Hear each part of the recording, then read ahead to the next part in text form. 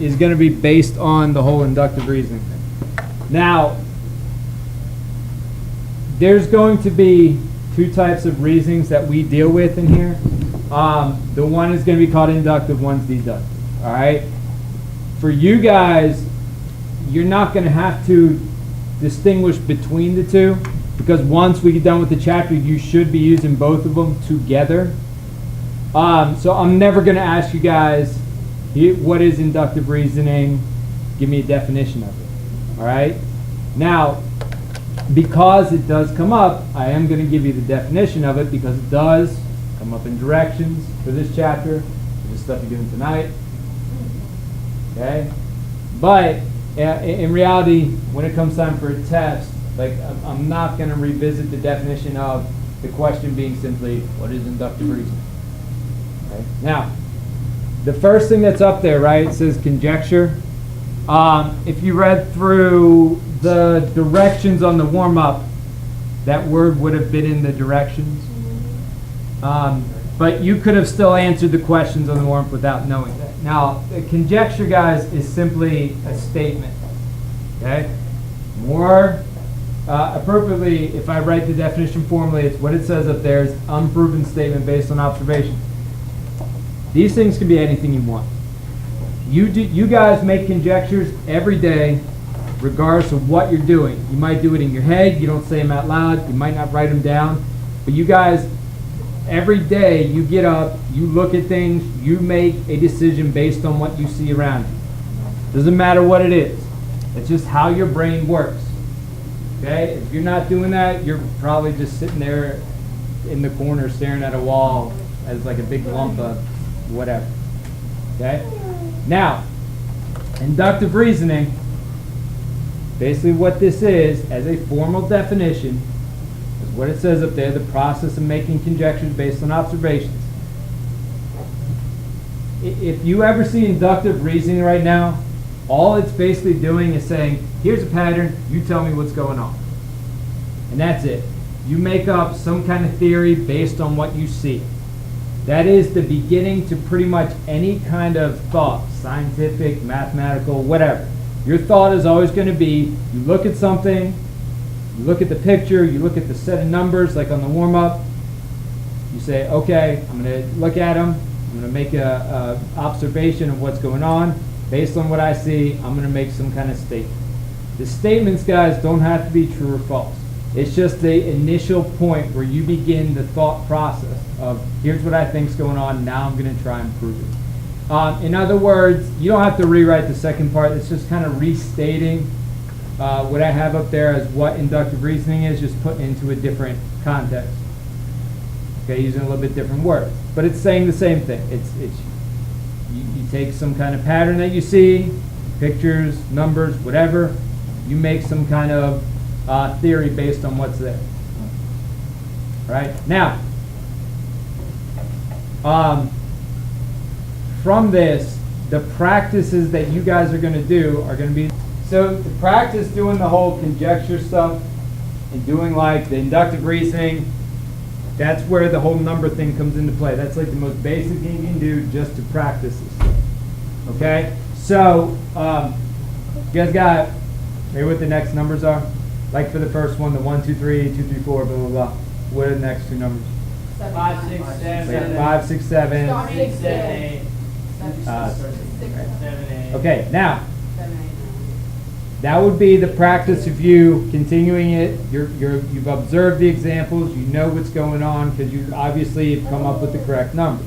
Now, if I said, okay, write some kind of conjecture based on that, that means you need to, in words, tell me what is going on in terms of how you came up with the next numbers. It can be as general as you want, as long as it's enough for me to understand that what you did, that's a fine conjecture. Okay? Don't try and get too technical or anything like that. So if I said for this one, write me a conjecture on what's happening, such as tell me how you got the next numbers, what would you say? I looked at the pattern. You can't just look at it. I looked at the pattern and magically it came to me. It doesn't work that way. What did you have to do to the numbers to get the next one? Drop the first one. Drop the first one and Counting up by Yeah, but here's, okay, now, I can't, that explanation will work until I would get to maybe 7, 8, 9, because if I do the next one after that, 8, 9. 8, 9, I can't write 10, because 10 would be the next number. You got 111 to all of them. Ah, there you go, that works better. Okay, so, if you get to the point where you say, look, I realize I'm adding 111 each time, when you write this out, you would have to write it out as a sentence. You say like, something like, the pattern is formed But you gotta put it in word form. by adding 111 to the previous term. Don't you have the right one? Okay? So that would be a sentence based on what you see. That's exactly what a conjecture is asking you to do. All right? Then we got the next numbers here. Yeah, What are they? 34 and 40, or, no, yeah, 40, Is that- no, 45. Which one's it gonna be? Yeah, 44, 44. 44? Yeah, wait, 2, 4, 6, 8. It's going 2, 4, 6, 8, 10, 12, 10. So that Oh, should that's be 35. 35. That should be 47. Yeah, I There you knew go. that. I'll make sure you got everything. So the amount you add is increasing by 2 every time. All right. Now, what you guys are going to be doing, okay? Now, basically we did on the first one, when we wrote that out. You gave me the pattern. I wrote out a conjecture based on what I saw. You told me you added 111 every time, okay? Now, what's going to happen, the next step for you guys would be, you're going to take that conjecture, which is simply a statement, and you're going to write these things out called conditional statements, okay? All right, now, conditional statement. In general, it's just a logical statement that can be true or false. Conjecture would fall under this right here. Because you've got a conjecture, right, was unproven, so it could be true or false. That follows this. The conjecture is made based on things you saw as a pattern. That would be your logical part, so it does fall under here. Now, you guys, for the most case, are going to write them in if-then form. All right? Because when you write them in that form, you're basically identifying the things that are your hypothesis and things that are your conclusion, which those two things are essential for you having conditional statements. And if it's in if-then form, it's easily identifiable. Everyone can look at it and tell which hypothesis, what conclusion, and so on. So the conditional statement is in if-then format, like when you write it, or is that just for the It hypothesis? doesn't have to be, but most of the time it's going to be given to you that, or you're going to have to write it that. Okay? To make it conditional, the only thing you really have to have is a hypothesis and a conclusion. Right? Just like any kind of scientific process would be, you have a hypothesis, okay, of things that are happening, and based on that happening, you're saying, I'm going to conclude something else happened. Right? Now, the one that we're going to have that one, okay, I'll use that as the next part, which is just rewriting. Because once we get past this, then you're going to have converse, inverse, contrapositive to rewrite things. Okay, so that right there, the statement saying if sidewalks are wet, then it's been raining. That's false. Okay? Yeah. I agree, there could be Right? sprinklers. There you go. Okay? But like that, guys, honestly, that's going to be one of the things that's going to be asked of you. Okay? They're going to say, look, they're going to say, here's my conditional statement. You tell me whether or not it's true or false. That's going to be like one of the first things you do. You guys say, wait, you said,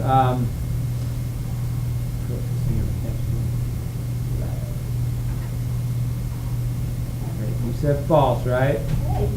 Okay. You said it was false. Why did you say it was false? There could be what? Because it could be a sprinkler. That's fine. Okay? You can say, look, sprinklers could be on. That's the thing that makes the most logical sense. Here, when you say that, even when you say this stuff, the snow, you know, it does leave wet sidewalks. That thing right there, called a counterexample. Okay? The If you say something's false, you must give a counterexample. Don't just say it's false and leave it. I'm going to say explain it. I'm going to say give me some kind of counterexample. Okay? So if, and when you're doing this, guys, you only need one counterexample. That's all. You don't need more than that. Okay? One counterexample would prove it false. Proving things false are easy. Proving things true is hard because you have to prove it true for every single case. All right? Now, the other thing I would ask you to do to start, like besides saying, hey, is this true or false? I would also ask you in that if-then statement, in that conditional statement, I would say, what is the hypothesis? What is the conclusion? Yes. So the hypothesis would be if the sidewalks are right there, it would be raining? And then what would be the No. Like it says right here. So wait, let's read this. It says the hypothesis comes after the if. So the hypothesis is simply okay. that part right there. Do not include the if. Okay? And then the conclusion would be everything that comes after then. So that's my hypothesis. That's my conclusion. And the reason it's false is in that order, you're saying that if the sidewalk, the only way the sidewalks could be wet is if it's been raining, which is not the case, which we already said. Okay? All right. Now, your next part after that, okay, is going to be taking the conditionals and you're going to rewrite them in 3 different ways. Okay? These things are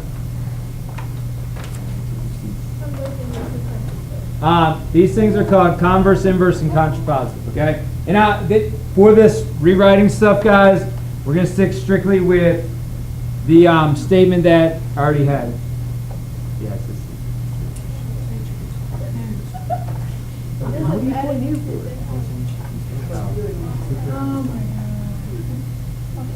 He said you could stay here. He can stay here. He will sacrifice.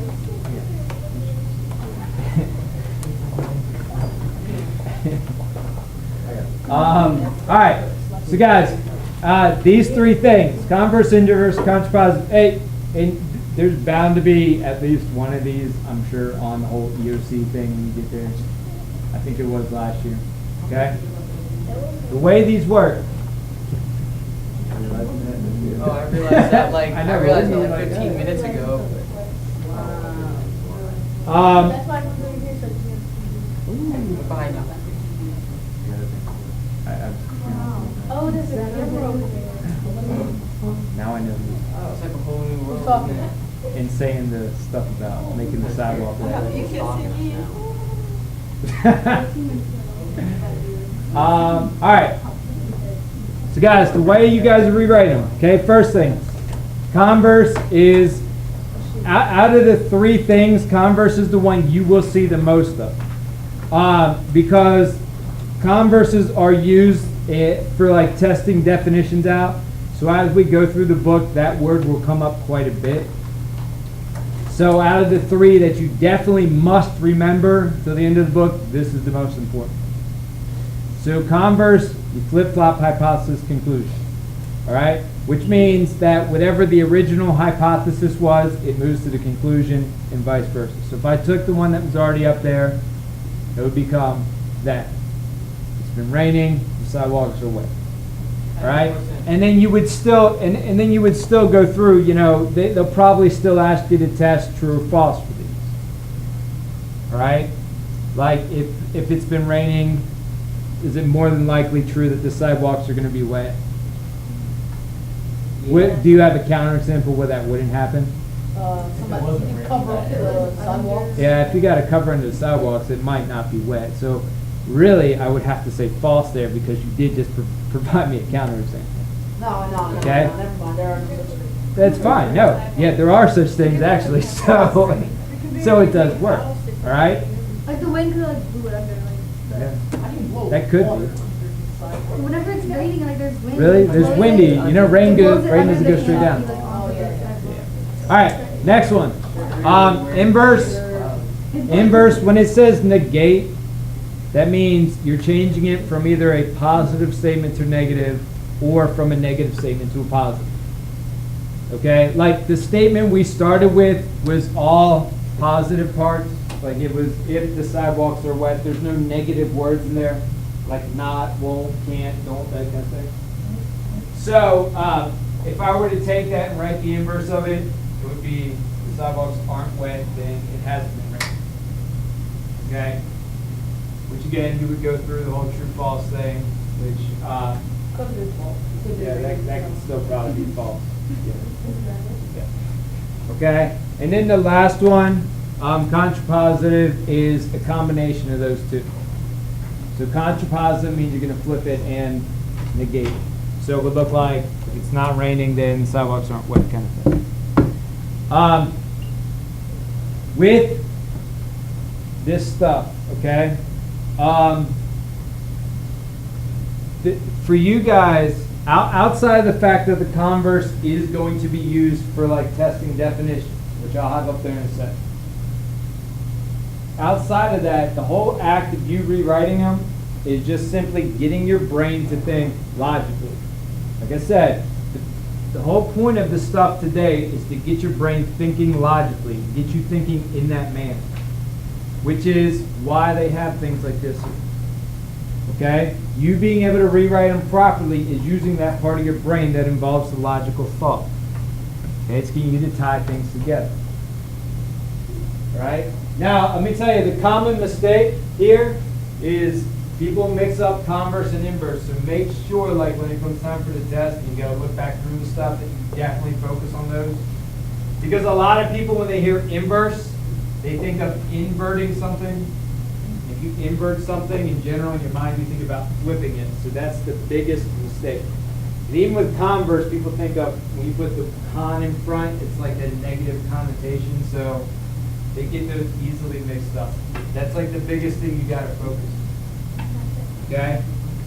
All right. Now, where you're going to be using that converse at is with these things, biconditional. Okay? Biconditional statements are essentially a combination of a conditional and a converse together. They're not written in if-then form. They're written in what's called if and only if form. But essentially what you're doing is you're putting your hypothesis first. Remember, the hypothesis doesn't include if. So it's hypothesis, and you have your conclusion, and in between them, like the joining words, are if and only if. All right? So, an example of one would be that. And if that was a true biconditional, that would mean that the only way two angles can be congruent is if their measure is exactly the same. And vice versa. If the angles have the same measure, then they have to be congruent. Biconditionals, if they're true, can be read forwards and backwards and mean the exact same thing. Now, with these, what I would ask of you to do with the biconditionals, and this will come up on test, okay, definitely. I'll give you a biconditional like I would up there, and I would just simply ask something like, is this true? I can either say, is this true? Or I can say, is this accurate? Meaning the same thing. The way you test this, and on the test, I'm going to be expecting to see all these. And I might even in the directions, remind you of what you need to write out. The way you test whether or not biconditionals are true is you write out a conditional statement, and then you write the converse of it. Okay? And that's the first thing we're going to do. And then once you write those out, you're going to see whether or not those two statements are true or false. If they're both true, that's a true biconditional. If anything is false within the two, then the answer would be a no. Okay? Now, when you write them, when you take a biconditional and write it backwards into a conditional, essentially all you're doing is you're dropping that if and only if and just working it back into if that. So like if I took that and wrote it as a conditional, it would be if two angles are congruent,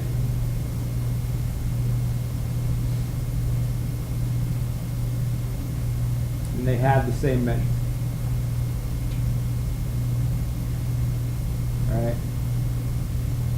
And before I go about writing the other one, I would probably stop and test whether or not that's true or false. So like, if I gave you the statement that said, two angles are congruent, and they have the same measure, is that a true or false statement? That's true. That's true, right? I mean, that's the only way you can have congruency is if they're the same measure. So then I go, okay, I got that part true. I'm going to move on to the conditional now. Or the converse, I mean, sorry. So if I take that and do a converse to it, what would it be? Like, how would it read? If they have the same measure, then two angles are congruent. Yeah, so, and I'll write it exactly. So if they have the same measure, then, all right. And then once I wrote that out, I would go on there and say, is that true or false? Is that true or false statement? If they have the same measure, are they congruent? Yep. Yeah. All right. So in all of this right here, like all that stuff right there has to be done if I'm asking you if a biconditional is true. All right. So that would be the start of it. Okay.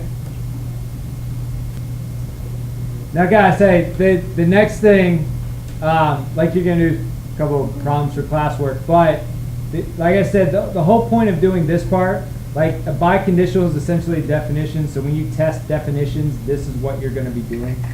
Or if you decide to write a definition, you technically are writing a conditional in the converse and seeing if they're both true. But this stuff will come up a lot. Like you'll see biconditionals throughout the book. You'll see conditionals and the word converse throughout the book. These are the most important things to get down. All right? Inverse and contrapositive are good for this chapter. Outside this chapter, you're probably not going to see them that often. Okay? Can I go on? All right. So, what you guys can do for me, right there, okay, is symbolic logic. All right? Now, the symbolic part that you guys are working with, again, you don't fully see the benefit of switching things into symbols as much as someone that would be in an actual logic course. If you were in a course strictly based on logic, symbols would come up a lot because there's a lot of writing involved. It's a lot quicker to write things in symbols and like symbolic form. Now, when we say, in here, when we say, take it, switch it into symbols and things like that, essentially what you guys are doing is you're taking a conditional statement, right? You're taking a hypothesis, taking a conclusion, and you're assigning letters to each one of them. So if you had to write the statement like, 10 times in a row, instead of having to write out the entire sentence 10 times, you could simply put some letters out there. And if you've defined what the letters mean, everyone could follow along easily. Okay. Yeah, like that. Okay? All right, so if I were to take the statement that's up there, it says, if the car starts and the battery is charged, and I just said, here's a conditional statement, I want you guys to convert it from words into symbols. The first thing you would do, like I said, is you're going to take the hypothesis part, the conclusion part, then you're going to assign letters to it. Like hypothesis here is the car starts, I assign the letter P to it. So anywhere I see the letter P, that means I'm referring to the car starts statement. Okay? Anywhere I see Q, it's referring to the statement that says the battery is charged. All right? That just allows me to, like I said, if I have to write it 10 or 15 times in a row, it's a lot quicker for me to write Q than it is for me to write the battery is charged 15 times. So it, Okay? that's how you would say it was just correctly. No, not totally. Yeah. What if you were negating it? I'll get to those symbols in a second. Now, the first symbol you actually need, because P and Q I don't really count, those are just letters assigned to it. And P and Q, guys, that's just like the traditional where they start. You can pick any letters you want. It's just P, Q, and then if we move to 3, it would be R. Those are just like the traditional ones. If-then statements. The way you technically are going to convert an if-then statement into symbols is you're taking that conditional and you're going to write it with an arrow. All right? Now, when you read that in terms of symbolic logic, you read it as P implies Q. Like an arrow technically means implication. If-then statements are implications. Okay, which makes sense because the hypothesis is implying that the conclusion is going to happen.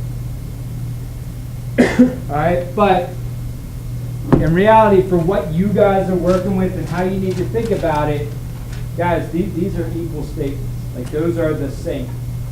This is just the shortened way to write it after I've already assigned these. Like you have to assign the letters first if they aren't already given to you. Then you can go on from there. Okay? So the arrow, that's like the first symbol you need to know. So the arrow means the if-then part. So if I'm converting if-then and I need to write it in symbols, I put the arrow there. All right? There's 3 other ones we're going to do. 3 other symbols you need to know, and I'll show you how they all kind of go together. So I'll give you a second if you're writing that out before I do the rest of them, because I'm going to write the rest of them out. All right, so right now we've got arrow. So this would be, you want to write it this way. So symbols, words, so just so you have a conversion thing. The words here would be your if-then statement. Okay? So I'm taking if-then a conditional, convert it to symbols, I got to have the arrow. The next one is going to be like, looks like a little squiggle line in geometry books. It's a little different in logic books. You use the symbol that looks like that, but for what we're dealing with, it'll be a squiggle. This is your negation thing. So if I wanted to write an inverse, like if my original one looked like this, and I did the inverse of it, which is the negation, the inverse would look like that. Okay? You don't have to write those out. I'm just showing you, for example, what it might look like. Yeah? Is that thing after the arrow, like an infinity sign or a Q? Where? Where it says Q. Q. That's Q. No, I just wrote that for an example thing. Just write at least this part over here. All right, the next symbol is, so it's going to look like a V. It's probably not going to be like a full V. It'll look more like a lowercase one. Okay, in terms of words, this means if you did anything with sets ever, it's like a union of something. You're joining things together. This is or. And then the upside down B, which you guys might see, is the word and. And that's really all you guys are dealing with in here. Okay? There might be another one. I don't think you do it much, but if you ever run into that, that's if and only if. You can add that also if you want. That's if you see back and forth, that's equivalent. So one thing's equal to the other, and that's like if and only if. That's like a biconditional. All right. Now, what you guys are going to do, and again, I'm going to stick with what I've already defined P and Q as. Like the P was, which one was it? Was the P the car starts? Yeah. Okay. So P would be the car starts, Q is the battery's charged. Gonna go past this? Alright, so I could give you any combination I want of letters and symbols, and you need to be able to convert it into words. So if I said I want you to write out that in words, this statement in words would mean, what did Q stand for again? So this would say the battery is charged. Yep, and the car starts. So that would be me converting it from symbols to words. All right, it can be longer than this. Is that a C or a R? This- I'm gonna C. Yeah. A RAR? A RAR. Okay? If I did something like that, and now guys, you got to understand, we're dealing with two statements, so when I write this one out, it's going to sound really odd. Okay? But there's a lot of sentences you deal with in logic that sound really odd that end up actually being beneficial. Anyway, the arrow, right? If I was writing this out, the first thing I would identify is the fact that I have an arrow, right? The arrow means if then, correct? Right? The way you need to think about it, guys, everything on this side, the left side, is what's going to be joined up with the if. Everything on the right side is the then. So everything that's on that left side is going to be grouped together as my hypothesis. So when I form this, I'm still going to start it with if. After that, I'm going to write this one. So P, the V, and then Q. And the V means which word? Or. So this goes if The car starts. Or. car starts. Or the battery In the car charge. The battery is charged. It actually does logically If the make car starts, so the sense. battery charges. So if the car starts. If the car starts or the battery is charged, then. The car starts. Well, the car starts when the car, I mean, no. Or, This is gonna give me. or but here's the thing, you guys aren't going into fully testing it. I'm pretty sure it's a very logically okay statement. Yeah. Or means one of those two things happen. If the car starts, it starts. If the battery's charged, the car's probably going to start. For you guys, right? If I asked you to do like a Venn diagram, I would assume most people would draw like two circles, right? A little box around it and go, oh, there it is. Or you might have like the three, a box around and so on. Why are you drawing a box? Okay? You're always supposed to have a box. It's like a whole new world now. Oh my gosh. The box is in there, you have nothing to contain it. You're not looking at it. Well, I would assume before Okay. the box was just a paper. Alright. For you guys, what you need to understand with this, because what's going to happen is, and you're only going to see this probably for this chapter. Outside of it, it's not going to happen much. Again, because the only thing that's happening now is you're just practicing thinking logically. That's the whole idea. For you guys, what you got to understand is you're going to see Venn diagrams that look this way. There's going to be a big circle, there's going to be one inside. They're going to say, take that, convert it to words. The smaller circle is always going to act as your hypothesis, guys, because the hypothesis has to be fully enclosed within the conclusion for it to be a good statement. So whatever's labeled inside the smaller circle is your hypothesis. Whatever's in the bigger circle is your conclusion. The way it's going to be given to you. Stuff like that. Okay? Where they're going to say, look, here's your Venn diagram.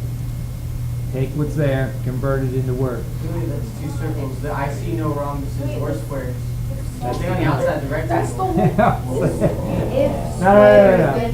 Now here's the thing. If you write out, if you take exactly what's in the smaller circle and say, if squares, then rhombuses, I would not count you correct. If squares then rhombuses makes no sense. There's no sentence there. If squares then rhombuses, it's like you're at a like elementary school reading level or something. I don't know. Okay? Add words to it. Make it a sentence. So say something like, if the shape's a square, then it's a rhombus or something like that. Okay? If square then rhombus. So something like even that. If it's a square, then it's a rhombus. You're adding just a couple words to actually form a sentence. Not just if square, then rhombus. It doesn't work that way. Okay? Alright. So that's the only other thing, guys. Okay? The work you guys are doing is right there.